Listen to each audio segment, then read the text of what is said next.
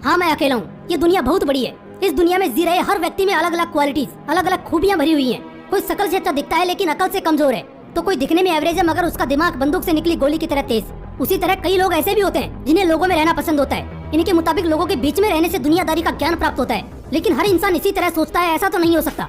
हर किसी को लोगों के बीच रहना पसंद नहीं होता। शायद मैं भी उन्हीं में से एक हूँ, इसलिए मैं अकेला हूँ। मेरे जैसे कई सारे लोग ऐसे हैं जिन्हें अकेले जीवन व्यतीत करना ज्यादा पसंद है। तो अगर ये लोग चार लोगों में बैठेंगे नहीं तो क्या वो अपना जीवन अच्छे तरीके से नहीं जी सकते?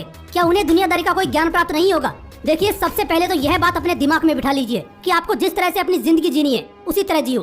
कोई कह रहा है कि अकेले रहने से तेरी जिंदगी बर्बाद होने वाली है, तू जिंदगी में कुछ नहीं कर पाएगा। इन सब बातों को अपने दिमाग से निकाल कर कूड़ेदान में फेंक दो। हम अमर नहीं है, हम सबको एक दिन मरना है। हम इस धरती के मेहमान हैं, कुछ साल रहेंगे और चले जाएंगे।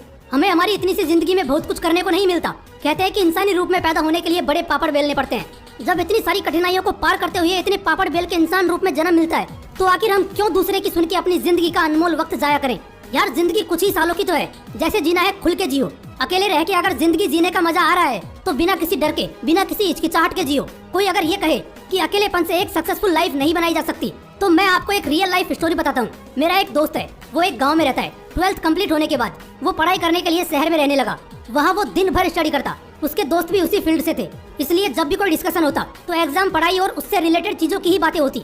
कोई व्यक्ति अगर उससे पूछता कि अगर एग्जाम क्लियर नहीं कर पाओगे तो आगे क्या करोगे, उसको इस सवाल से बहुत घबराहट होती थी। लेकिन हार्डवर्क करके एग्जाम क्लियर कर ही लेंगे, ऐसा कह के वो फिर से अपनी स्टडी में लग जाता। लेकिन उस वक्त उसने यह नहीं सोचा कि सही में अगर एग्जाम क्लियर नहीं हो पाया तो उसके पास कोई बैकअप प्लान है या नहीं, क्योंकि वो बाकी स्टूडेंट्स की तरह उस एग्जाम के माहौल में घुल मिल गया था। लेकिन उसके 1 साल बाद ही कोविड-19 की वजह से लॉकडाउन लग गया। वो गांव गया और अपने एक रूम में अकेले ही स्टडी करने लगा।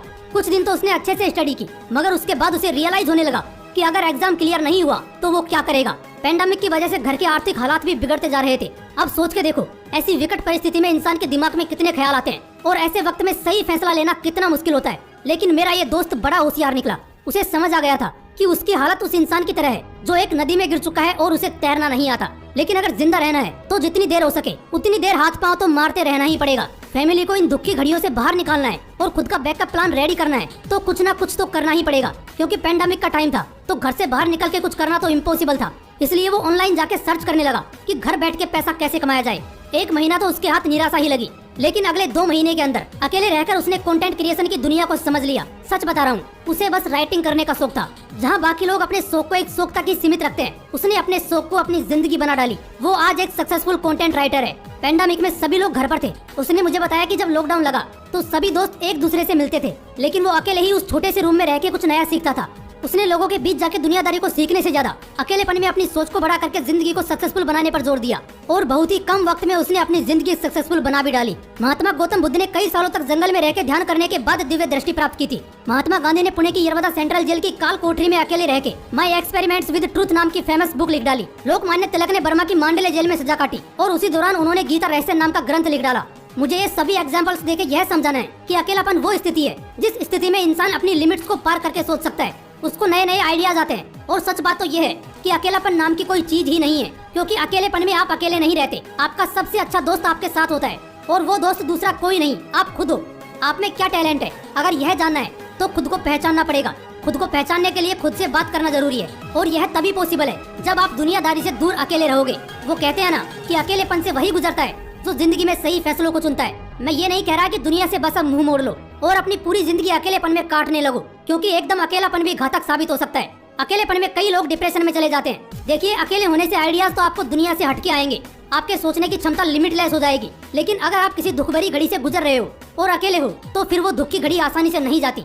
जब तक आप किसी से अपने दुख नहीं बांटोगे तब तक आप अपने दुख से भरे मन को हल्का नहीं कर पाओगे। इसीलिए वक्त को ध्यान में रखते हुए यह सोचना है कि अकेला रहना है या नहीं।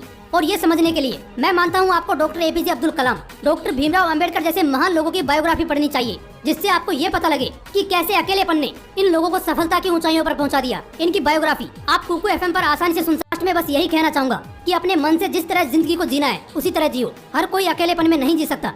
अकेलेपन में रहना भी अपने आप में एक कला है, और इस कला को सीखना हर किसी के बस की बात नहीं है। अगर आप अकेले हो तो आपको टेंशन नहीं लेनी। इस अकेलेपन में खुद को दोस्त बना लो और अपनी सोच को और ज्यादा ब्रॉड करो, फिर देखना सफलता आपके पीछे दौड़ती है या नहीं। जय हिंद। वीडियो पसंद आए तो लाइक करे, शेयर करे और चैनल को सब्सक्राइब कर ले। बेल आइकन को भी प्रेस कर ले ताकि अगला नोटिफिकेशन सबसे पहले आपको मिले।